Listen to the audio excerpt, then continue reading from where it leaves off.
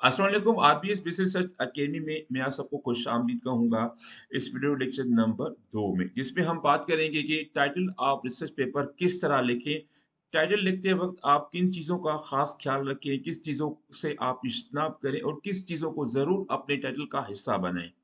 ये सब इस वीडियो लेक्चर में हम बात करेंगे। इसके साथ-साथ मैं ले वीडियो लेक्चर नंबर 1 भी, जिसका इमेज आप यहाँ देख रहे हैं। तो आएँ आप अपने वीडियो का आगाज़ करते हैं, लेकिन इससे पहले मेरा नाम डॉक्टर रहीम बेग सुमरो है और मैं बाइसेत प्रोफेसर शाहबुद्दीन यूनिवर्सिटी से मुंसलिक हूँ। आरबी बिज़नेस अकेडमी की तरफ से मैं आपका बहुत शुक्रगुज़ार हूँ कि इस वक़्त इस चैनल के 1000 से ज़्यादा सब्सक्राइबर हो चुके हैं। जो जिन वो सब्सक्राइबर जिनको मैं जानता हूँ और जिसको मैं नहीं जानता, सबका बहुत शुक्रिया कि आप इस सीरियस कंटेंट को आप मुस्तकिल देख रहे हैं। ये पेपर मैंने लास्ट में वीडियो में मैंने आपको दिखाया था, क्योंकि ये सारी वीडियो जो मैं डेवलप कर रहा हूँ, इसका मेन जो अख़ज़ कहाँ चीज़ें ले रहा हूँ, मैं इसी वीडियो से यानी इसी पेपर से ले रहा हूँ। इस वजह से इस पेपर की बहुत ज़्यादा अहमियत है। इस पेपर की लिंक मैंने इस वीडियो के नीचे रख दी है। अगर आप डाउनलोड करना चाहें तो आप इसको डाउनलोड करके आप इसको ज़रूर पढ़ें। अब चेकलिस्ट की हम बात करते हैं, तो इस चेकलिस्ट में आज हम बात करेंगे टाइटल ऑफ रिसर्च पेपर। अब टाइटल ऑफ रिसर्च पेपर की जब बात करें, तो इस चेक लिस्ट में आप देख रहे हैं कि इस वक्त टाइटल ऑफ स्टडी, इसमें ये तीन चार चीजें हैं जो आप जरूर अपने ध्यान में रखें टाइटल देते वक्त या टाइटल लिखते वक्त। ये तो आपको पता होगा कि first impression is the last impression, ये बिल्कुल एक हकीकत है। वो आपका लिबास हो, आपकी शख्सियत हो, या आपका कोई रिसर्च पेपर हो, यानी लिबास या ये आपकी एक टाइटल बन जाता है। आपका अगर आपका लिबास अच्छा है तो लोग आपकी तरफ ज़रूर मुतवज्जा होते हैं। इस तरीके से अगर आपका टाइटल जो है वो अच्छा है तो लोग आपकी तरफ ज़रूर मुतवज्जा होंगे, आपके रिसर्च पेपर की तरफ। अब ये टाइटल क्या है? टाइटल है आपका single line of the text that introduce and summarise a piece of writing, यानी एक सिंगल लाइन होता है जिसमें आप टेक्स्ट की लाइन होता है, जिसमें आप अपने टॉपिक को मुतारिफ कराते हैं और उसको समराइज करके आप बताते हैं कि इस पेपर के अंदर हमने क्या लिखा हुआ है। अब टाइटल जो हो वो बिल्कुल शॉर्ट हो, क्रिस्प यानी मज़ेदार हो, जार्गन यानी इसमें कोई टेक्निकल चीज़ें ना हो। अगर कहीं भी अगर आपने कोई टेक्निकल या कोई एब्रिविएशन दिया है तो आप उसका ज़रूर उसी टाइटल में आप उसकी फुल यानी फुल फॉर्म लिखते, ताकि वो एप्लीकेशन क्लियर हो जाए। वो एप्लीकेशन जो बहुत ज़्यादा मशहूर है, ठीक है, आप उसमें तो कोई मसला नहीं। मिसाल के तौर पर यहाँ पे सर्व क्वालिटी, सर्व पॉल मॉडल, तो ये सर्व पॉल मॉडल को सबको जानते हैं, ये सर्विस क्वालिटी। इस तरह का अगर आपके पास कोई यानी कोई एब्रिविएशंस हैं या कोई जार्गन जो टेक्निकल अल्फाज हैं, तो आप दे सकते हैं। वरना वो जार्गन, वो टेक्निकल अल्फाज जो बिल्कुल भी कॉमनली लोग उनको नहीं जानते, उसके उससे आप इस्तेमाल करेंगे। और ये भी कि वो कंपेलिंग है, यानी वो मजबूर करता है टाइटल आपके रीडर को कि वो आपको टाइटल के पढ़ने के बाद ये डिसाइड करे कि इस पेपर को हमने ज्यादा पढ़ना है। इसके अलावा आप अपने पेपर को कंट्री या कोई सिटी के हवाले से आप इसको वो ना दें तो बेहतर होगा, क्योंकि इससे आपकी जनरलाइजेबिलिटी जो है वो आपकी कम हो जाती है। इसके अलावा आपने क्या जनरल की गाइडलाइन जो है, ऑथर गाइडलाइन, उसके मुताबिक आप अपने टाइटल को बनाया है या नहीं। आज मैं आपको एक मिसाल दिखा दिखा देता हूँ इस हवाले से। इस वक्त एक इमरान का जर्नल है मेरे पास। इसमें आप देखेंगे आर्टिकल टाइटल, इसमें देखें कि a concisely worded title should be provided, यानी कंसाइज जो है वो टाइटल आपका होना चाहिए। एक और भी है सेज जर्नल, अगर किसी सेज के जर्नल में आप पब्लिश करवाना चाहते हैं या अपना पेपर, तो उसके हवाले से फॉर्मेटिंग में आप देखिए यहाँ पे कि टाइटल शुड बी कंसाइज, मुख्तसर हो और नॉट मोर देन 10 वर्ड्स, यानी 10 अल्फाज से ज्यादा ना हो। Should include keywords that describe the article subject matter, यानी ये तीन चार चीजें आपने जरूर याद रखनी जब आप सेज में अगर कोई आप पेपर अपना किसी जर्नल में आप अपना पेपर यानी वो भेज रहे हैं। इसके अलावा जो भी पेपर, हर पेपर के अपने फॉर्मेटिंग जरूर गाइडलाइन होते हैं। आप जाके पेपर पब्लिश करने से पहले आप फॉर्मेटिंग गाइडलाइन को जरूर देखें, ताकि आपका जो पेपर है वो टेक्स्ट रजिस्ट्रेशन से बच जाए। अब आ गए हम आपके टाइप्स क्या हैं हमारे पास, तो उसके बुनियादी कुछ चार टाइप्स हैं हमारे पास। यानी आपके टाइटल के, तो सबसे पहला टाइटल का है डिक्लेरेटिव टाइटल, यानी स्टेट, जिसमें हम state the main finding and conclusion, जिसमें कोई कंक्लूजन फाइंडिंग हम पेश कर देते हैं टाइटल में। अब देखिए, the 3 month weight loss programme increases the self esteem in the adolescent girl. अब ये एक टाइटल है आपका, जिसमें आपने कोई कंक्लूजन दे दिया, आपने कोई फाइंडिंग अपनी दे दी। दूसरा है डिस्क्रिप्टिव, यानी जिसमें आप डिस्क्राइब करते हैं, describe the subject of article but do not reveal the main conclusion. आप उसमें आप उसको डिस्क्राइब तो कर लें, लेकिन उसमें जो खास तौर पे जो आपकी कंक्लूजन है, उस कंक्लूजन को आप जाहिर ना करें। मिसाल के तौर पे आप effect of family support on patient with dementia, effect of natural forest and tree plantation on the economy in of the northern areas. किसी भी मुल्क की नॉर्दर्न, मिसाल के पाकिस्तान की कर लें, पाकिस्तान के नॉर्दर्न एरियाज में यानी नेचुरल फॉरेस्ट की क्या या ट्री प्लांटेशन का क्या इम्पैक्ट है। अब देखिए, इसमें आपको कोई फाइंडिंग या कंक्लूजन नजर नहीं आ रहा। इसके अलावा इंट्रोगेटिव है, जिसमें हम सवाल की फॉर्म में हम कोई सवाल पूछते हैं। These title indicate the subject of the article in the form of the question. अब देखिए, does cognitive training improve the performance pattern of the recognition task. अब यहाँ एक देखिए, यहाँ पे आखिर में आपने एक क्वेश्चन मार्क दे दिया। अब जनरल में इस किस्म का जो टाइटल, उसको इतना पसंद नहीं किया जाता। हाँ, अगर कहीं पे कोई मजबूरी है तो आप दे सकते हैं, वरना इससे इज्तनाब बरतेंगे तो बेहतर रहेगा। इसके अलावा एक कॉम्बिनेशन टाइटल, यानी जो अभी 3 हम टाइटल पढ़ के आए, इन तीनों को कंबाइन करके आप एक और टाइटल बना दें। These titles are combination of the both descriptive and the suggestive. ठीक है, in essence you are coming up with the 2 titles. अब यहाँ पे क्या करते हैं, हम 2 टाइटल को मिला के एक टाइटल कर देते हैं। तो 2 टाइटल को मिलाने के लिए हमारे पास जो कंजक्शंस होने चाहिए, एक तो कंजक्शन है आपका क्लोन, और दूसरा है आपका एंड या आर। ये इसकी वजह से आप दो मुख्तलिफ कॉन्सेप्ट को यानी एक आपका डिस्क्रिप्ट या सजेस्टिव टाइटल को मिला के आप एक और टाइटल बना सकते हैं। इसकी मिसाल ले लें आप, कि from the personal to the public the concept of the creative writing in higher education. अब देखिए, यहाँ पे ये क्लोन है, ये कॉलोन है, इन्होंने दो मुख्तलिफ सेंटेंस को आपस में मिला दिया। इसके अलावा अब टाइटल क्या के हवाले से कुछ और मजीद गुजारिशात हैं कि रीड द मोस्ट, यानी जाहिर है ये बहुत ज्यादा रीड किया जाता है टाइटल। आप अगर कोई भी आप खुद भी देख लें, अगर आप गूगल पे जाते हैं, कोई किसी पेपर को सर्च आउट करते हैं, तो गूगल पे अक्सर औकात आपका टाइटल आ जाते हैं। टाइटल को देख के आप ये डिसाइड करते हैं कि इस पेपर को पढ़ना है या नहीं। अगर किसी पेपर की जर्नल पे को खोल के आप देखते हैं, वहां पे भी आप टाइटल देखते हैं, जो फर्स्ट चीज जो आपकी देखी जाती है वो टाइटल है। इस वाले से जो टाइटल है वो बहुत ही अट्रैक्टिव होना चाहिए। Title summarise the main idea और आइडियाज ऑफ योर स्टडी। आपकी स्टडी के जो मेन आइडियाज है उसको समराइज कर देता है। और इसको आप कोशिश करें कि टाइटल जो है वो फ्यूएस्ट वर्ड में होना चाहिए, ताकि adequately content and purpose of research. यानी अभी जो मैंने आपको स्टेज में दिखाया था, उन्होंने कहा कि 10 अल्फाज से ज्यादा नहीं होना चाहिए, जिसमें कंटेंट और पर्पस दोनों आ जाए। अब title is a paper of your shop front.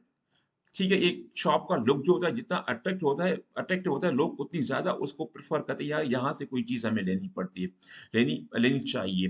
तो इसी हवाले से ये जो टाइटल है वो आपके रिसर्च पेपर का शॉप फ्रंट है। If it does not appeal to your reader, अगर वो उनको अपील नहीं करता, तो जाहिर है वो जो रीडर है वो आपके पेपर को नहीं पढ़ेगा।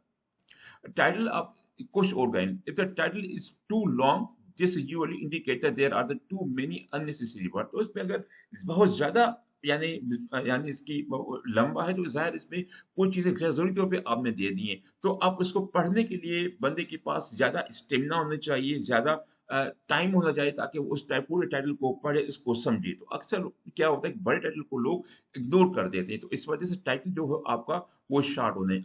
Short title with the too short often used words। अब इतना भी ना हो कि आपका टाइटल इतना छोटा हो कि लोग इसको यानी समझ ना सके कि इसके अंदर क्या है, यानी क्या मैसेज देना चाह रहे हैं। या आपने बहुत ही छोटे टाइटल्स के साथ अपने पेपर को समराइज कर दिया, तो ये भी एक वो ठीक नहीं है। Does not tell the reader what is big studies. तो इस हवाले से रीडर को ये नहीं पता चलता कि इसमें क्या है। तो बहुत ही मुख्तसर जो टाइटल भी ना हो और बहुत ज्यादा लंबा टाइटल भी ना हो। अवॉइड लैंग्वेज स्टडी आप टू इन्वेस्टिगेट और इन एग्जामिनेशन आप इसको कोशिश करें अवॉइड कर दें, क्योंकि इससे क्या होता है कि अननेसेसरली आपका जो टॉपिक है वो बहुत ज़्यादा बढ़ जाता है। तो कोशिश क्या करें, इसको ना दें। अगर कहीं पे कोई ज़रूरत है तो ठीक है आप दे दें, लेकिन अक्सर औक़ात आप इसको यानी कोई फ्रेज़ हो या कोई ऑब्वियस या आप इसको इन अल्फाज को ना दें तो बेहतर रहेगा। अब देखिए यहाँ पे एग्जांपल है, a paper with a title Asian politics and is non specific. अब देखिए बहुत ही शॉर्ट टाइटल है। अब इस पे एशियन पॉलिटिक्स का मकसद क्या है, हमें कुछ नहीं पता कि इसका इसके पीछे क्या है। ये किसी किताब की टाइटल तो बहुत अच्छी लग रही है, लेकिन किसी रिसर्च पेपर की टाइटल ये बिल्कुल भी ठीक नहीं है। तो आपको जो उन्वान दे वो एक कॉम्प्रिहेंसिव हो, यानी कंसाइज हो, यानी ये बहुत ज्यादा कंसाइज भी ना हो जैसे एशियन पॉलिटिक्स है, तो इसमें आपकी चीज आपको समझ नहीं पाते। A good title should provide the information about the focus in scope of research study. यानी दो चीजें जरूर होनी चाहिए, फोकस होना चाहिए और स्कोप। यानी ये दो चीजें आपके टाइटल से बिल्कुल जो है ना वो जाहिर हो अपने आपके रीडर के लिए। इन अकीब राइटिंग कैची फ्रेजेस, यानी जो हम कोशिश करते हैं यार ऐसा टाइटल दें जिसमें ज्यादा से ज्यादा लोगों को हम कैच कर सकें, या बहुत ही ज्यादा जनरल होते हैं वो भी, या but only if it is the content, यानी इस तरह के आप ना दें। अगर कहीं पे कोई जरूरत है तो आप कैची टाइटल दे दें, या तो वरना इस चीज से आप इज्तनाब करेंगे तो और ज्यादा बेहतर है। इस मिसाल देखिए आप, फेयर इम्पार्शियल ज्यूरी या केच एज अ केस केन, तो इस किस्म के टाइटल को आप अवॉइड करें तो बेहतर होगा। However, in most cases, you should include the words or phrases that do not help the reader to understand the purpose of it. इन किस्म के अल्फाज को आप जो है वो जरूर अपने यानी टाइटल में ना डालें तो बेहतर रहेगा, यानी वो अल्फाज जो गैर जरूरी है। Unlike everywhere else in the college level social science research paper, except when using the direct quotes, the title do not have to adhere rigid grammatical or stylistic standards. यानी कोई टाइटल आप देते हो जरूरी नहीं कि आप उसमें जो रिजिड ग्रामेटिकल स्ट्रक्चर आप उसको जरूर फॉलो करें, या कोई स्टाइलिश यानी स्टाइल स्टैंडर्ड्स आए, कोई स्टाइल आप वहां पे दे दें। कोई इसमें कोई जरूरत नहीं है आपकी, यानी कोई जरूरी चीज नहीं। इसकी मिसाल आप देखें, कोई कंजक्शन कोऑर्डिनेट कंजक्शन अगर लगाना चाहते हैं जरूरी है तो वो लगा दे, अगर नहीं है तो फिर उसकी यानी इससे भी क्या होता है कि आपकी लेंथ जो है आपके रिसर्च पे टाइटल की वो और ज्यादा बढ़ जाती है। सो इस हवाले से आप देखिए, it is just make sense and that does not detract the purpose of the study. अगर आप समझते हैं कि जरूरी है, यानी क्या जरूरी है, यानी एंड बट से लेकर ये तक, अगर ये जरूर समझते हैं कि जरूरी है उनको इंक्लूड करना और ये डिटेक्ट नहीं कर रहे आपके रीडर को आपके यानी टाइटल को समझने में, तो आप इसको यानी ऐड कर दें अपने टाइटल में। मिसाल के get another look at the mutual fund tournament, अगर आप इसको ये ना भी डालें तो क्या होगा, another look at the fund, तो फिर भी ठीक है। अगर आप डालना चाहते हैं, समझ इसकी इंपॉर्टेंस या इसकी जरूरत है, तो आप इसको जरूर लगाएं। The beginning the title with inflected form of the verb such is those ending in the ing, यानी ing के साथ भी आप लगा सकते हैं। मिसाल के तौर पर assessing the political landscape, the structure, cognition, power in, यहाँ पे आप टू असिस्ट भी लगा सकते थे, लेकिन आपने इसको इंग लगा कि इसको एक सब्जेक्ट यानी एक नाउन कर दिया, तो इस तरह भी आप लगा। यहाँ देखिए, जहां पे अगर समझते हैं इस किस्म की जरूरत है तो आप उसको ये सारे अल्फाज डाल दें, वरना कोशिश करें इन चीजों से इज्तनाब बरतें। इस हवाले से Akeem writing is a serious and deliberate interview, और ये एक बिल्कुल सीरियस और ये बहुत ही यानी आपका अ, यानी जान फशानी और मेहनत वाला काम होता है। तो कोशिश करें इसमें आप कोई मजा या यानी या क्लिप जर्नलिस्टिक स्टाइल इसमें ना दें तो बेहतर है, अनलेस अगर वो बहुत ज्यादा जरूरी ना हो। अब जर्नलिस्टिक हेडलाइन क्या है, देखिए, often use emotional adjectives like the incredible, amazing या effortless। इस किस्म के टाइटल ना दे तो बेहतर है। To highlight the problem experience by the reader, use a trigger. अब ये क्या है, ये एक ट्रिगर वर्ड्स हैं जो आपके रीडर को ट्रिगर करते हैं कि वो आपको देखें। लेकिन देखिए, ये सीरियस राइटिंग में इस किस्म के अल्फाज को यानी प्रेफर नहीं किया जाता। या इंटरोगेटिव आप ले लें, जी, नो, व्हाट, आर, व्हेन, इस किस्म के अल्फाज भी आप ना लिखें तो बेहतर है। इसके अलावा अगर ये लिखेंगे तो इसकी एक काउंटर प्रोडक्ट हो सकते हैं, यानी ये आप इसलिए इस वजह से डाल रहे थे ताकि ये कोई आपको फायदा दे, हालांकि फायदा देने की बजाय ये आपको नुकसान भी दे सकते हैं। तो कोशिश करें इन चीजों को आप अवॉइड कर लें। A reader does not need a clever humorous title to catch their attention. यानी यही जरूरत नहीं होती अक्सर औकात पे, यानी रीडर आपको इस तरीके से वो आप उसको अट्रैक्ट नहीं कर सकते अक्सर औकात पे, because reading is research is assume to be the deliberate. वो एक फोकस होता है, यानी वो जान के वो चीजों को देखता है, वो जो यानी जो पेपर जो टाइटल उस देखेंगे वो उसके साथ रिलेटेड है, तो उस टाइटल पे जाएंगे, उस पेपर को पढ़ेंगे। यानी वो आपके जो केची फ्रेजेस हैं, जो आपके जो ह्यूमर्स फ्रेजेस हैं, उनको वो इतनी यानी इंपॉर्टेंस नहीं देता। In addition humours merely detract, in addition इसके अलावा अगर आपके ह्यूमर्स या मज़ाहिया टाइटल है तो वे क्या होता है कि डिट्रैक्ट कर सकते हैं आप यानी आपकी सीरियसनेस को, और अथॉरिटी ऑफ रिसर्च, यानी कितनी रिसर्च सीरियस है, कितनी रिसर्च ठीक है। यानी यानी इस किस्म की हेडिंग जो ह्यूमर्स हेडिंग है, वो बंदे को जो है ना वो यानी डिमोटिवेट कर सकती हैं इस सवाल से कि यार ये पेपर की अथॉरिटी कोई भी नहीं है खामखा इसमें, क्योंकि इसने बहुत ज्यादा यानी ह्यूमर टाइप जो टाइटल वो दिए हुए हैं। इस समय देखिए एक मिसाल, effect of the having Christmas dinner with the in laws on the gut microbial. अब देखिए इस किस्म के टाइटल एक ह्यूमर टाइटल है, इस किस्म के टाइटल देने से आपके जहन में इस वक्त क्या आ रहा है कि एक ये नजर आ रहा है कि यार आथर ने कोई नॉन सीरियस लग रहा है मुझे कि उन्होंने इस तरह के टाइटल दिए हुए हैं। तो ये हो सकता है कि इस किस्म के टाइटल यानी ये काउंटर प्रोडक्टिव साबित हो सकते हैं। इसके अलावा indicate accurately the subject scope of the, यानी ये एक बहुत इंपॉर्टेंट चीज है कि आपका टॉपिक जो टाइटल जो है उसमें ये दो चीजें होनी चाहिए, सब्जेक्ट और scope. Rarely use abbreviation, abbreviation को इस्तेमाल ना करें, या एक्रोनिम को, या अगर कोई जरूरी ना हो, तो अगर जरूरी है तो आप जरूर करें। उसमें use the word positive impression जो स्टिमुलेट करे इंटरेस्ट को, रीडर को पॉजिटिव चीजें दें या पॉजिटिव अल्फाज दें, यानी वो टाइटल दें जो एक पॉजिटिव इंप्रेशन क्रिएट करता है आपके रीडर के जहन में। Use the current nominal culture from the study and identify the variable depend on independent. वो कोशिश करें कि उसी में वो टाइटल में ही आप समझ जाएं कि यार ये इंडिपेंडेंट, ये डिपेंडेंट वेरिएबल है। और reveal how the paper will be organise, उसी टाइटल में एक और ये भी होने चाहिए, कोशिश करें कि टाइटल से पता चले कि आगे इस पेपर में की ऑर्गेनाइजेशन किस तरह होगी। रिलेशनशिप को सजेस्ट करें या वेरिएबल के अंदर क्या रिलेशनशिप है। और इसके अलावा जो आपका जो टाइटल है वो आपका यानी 5 से 15 अल्फाज के अंदर होना चाहिए तो बेहतर है। बाकाया आप इसकी यानी रेंज क्या होनी चाहिए, आप जिस पेपर पे जिस रिसर्च जर्नल में आप पब्लिश करवाना चाहते हैं या सबमिट करवाना चाहते हैं, उस रिसर्च जर्नल की गाइडलाइन, ऑथर गाइडलाइन को देख लें कि वहां पे आपको सजेशन मिल जाएगा इस हवाले से। does not include the redundant phrases such as a study of the, ठीक है जी, और एन एनालिसिस ऑफ द। मैंने पहले भी आपको कहा था इस किस्म के जो अल्फाज हैं जो फ्रेजेस हैं ये इंक्लूड ना करें। और do not use the take the form of the questions are declarative statement, यानी कोशिश करें कि या क्वेश्चन उसमें ना हो, क्वेश्चन फॉर्म अगर कहीं पे जरूरत है आप कर लें। If you use the code as a part of the title, source of the code cited, अगर कोड आप दे सकते हैं तो दे रहे हैं तो उस कोड को भी आप साइट जरूर करें। आप क्या करें वहां पे कोई स्टैटिक लगा दें और नीचे उस कोड को साइड कर दें। अगर वो कोड बहुत ज्यादा मशहूर है, वो सब लोगों को पता है, तो इसमें आप ना भी दें तो कोई मसला नहीं। लेकिन वो कोड जो आम फैम नहीं है या आप समझते कि लोगों में इतने ज्यादा मशहूर नहीं है, तो आप उस कोड को स्टैटिक लगा के फुट नोट में उसी पेपर उसी पेज के ऊपर आप उसको यानी उसका जो यानी रेफरेंसेस है उसको कोड कर दें। Use correct grammar and capitalisation, जहां पे कैपिटलाइजेशन की जरूरत है वो आप जरूर करें। पहला अल्फा जो पहला लेटर जो होता है किसी भी यानी फर्स्ट लफ्ज का वो कैपिटल होता है, तो इसके जरूर ख्याल रखें।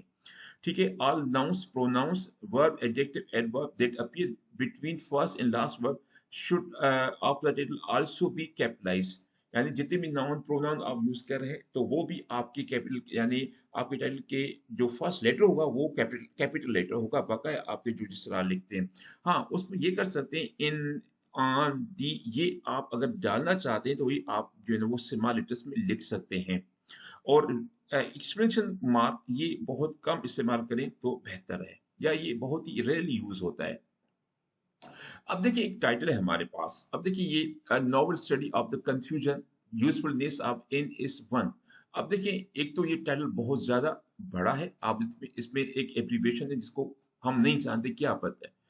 इसके अलावा इसमें एंटी जीन डिटेक्शन। अब ये एक टेक्निकल या टेक्निकल जॉर्गन है या टेक्निकल लफ्ज है। हो नहीं सकता कि ये जरूरी नहीं कि हर एक बंदा इनके हवाले से इनको जानता हो।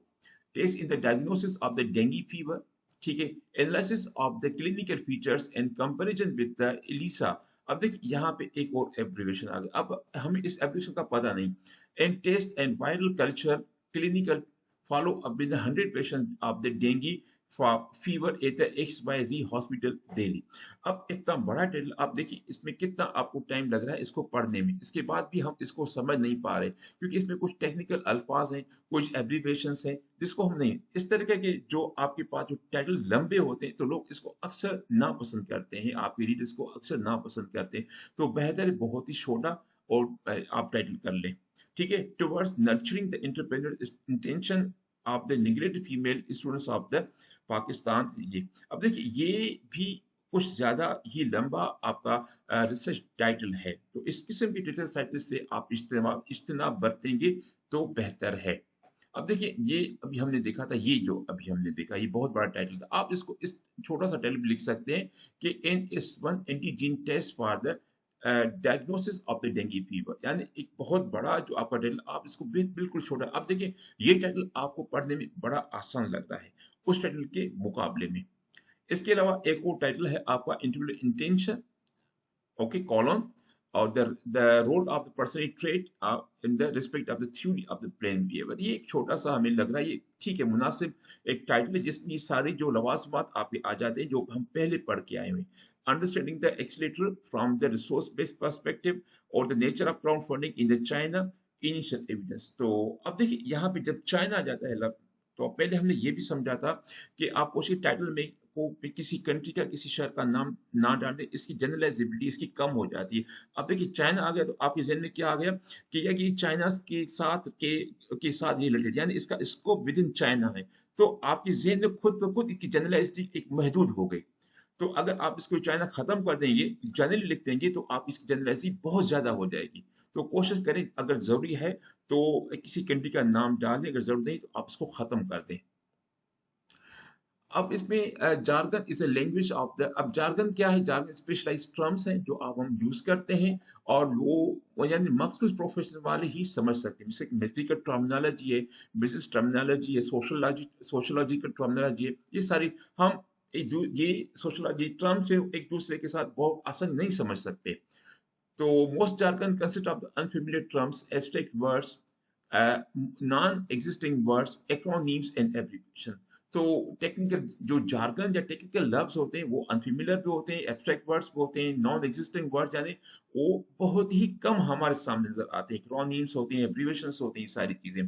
इसकी मिसाल लें आप देखें इंश्योरेंस में एन्यूटेंट्स, जो arbitrate, debenture, gilts and some. अब देखिए ये हो सकता है किसी बिजनेस स्टूडेंट के लिए तो आसान हो समझना, लेकिन किसी और फील्ड के स्टूडेंट्स के लिए बहुत मुश्किल होगा। कंप्यूटरिंग में आप देखिए ASC2 RAM disk drive, photography में देख लें तो ए से राइटिंग, एप स्टॉप, टेली कन्वेंटर। अगर इकोनॉमिक्स में देखें तो ये कॉस्ट, फुल इन्फ्लेशन, मार्जिनल। तो ये इस किस्म के अल्फाज हैं जो कॉमनली लोग इसको नहीं समझ पाते, तो कोशिश करें इन चीजों से इज्तनाब बरतें। अब यहाँ पे एक मिसाल है आपकी यूजिंग द एक्रोनिम एब्रिविएशन, यहाँ पे एक मिसाल है कि use of abbreviation like HIV, AIDS, SERVQUAL, TAM, technological acceptance model. ये इस किस्म के एक्रोनिम है जो बहुत आसानी से लोग समझ सकते हैं, अगर इसको रख देते हैं तो फिर ठीक है, लेकिन वो एब्रिविएशन जो बहुत ही रेयर है यूज में या लोगों को पता नहीं है, तो इस किस्म के आप ना दें तो बेहतर है। ये है कुछ हमारे पास सीक्रेट्स हैं, like it's concise, keep specific, decide regarding the place of study, okay, descriptive, neutral title होना चाहिए।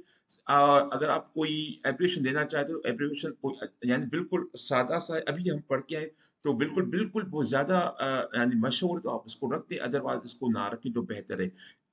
इंटरोगेटिव या डिक्रेटिव टाइटल ना दें, कोशिश करें अवॉइड कर दें, एक्रोनिम से भी आप अवॉइड कर दें।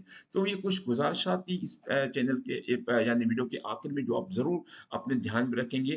तो मैं कभी उम्मीद करता हूँ कि अगर इस किस्म की आपकी चीजें तो आपके जो पेपर की जो चांसेस हैं और उसकी सबमिशन की एक्सेप्टेंस की वो बहुत ज्यादा बढ़ जाएंगे। जब अगर आपका पेपर पब्लिश हो भी गया तो इसके बाद इसको यानी इसकी डाउनलोडिंग या इसकी साइटेशन के चांसेस और ज़्यादा बढ़ जाएँगे। तो कोशिश करें जब भी टाइटल दें इस किस्म की चीज़ों का बहुत ज़्यादा ध्यान रखें।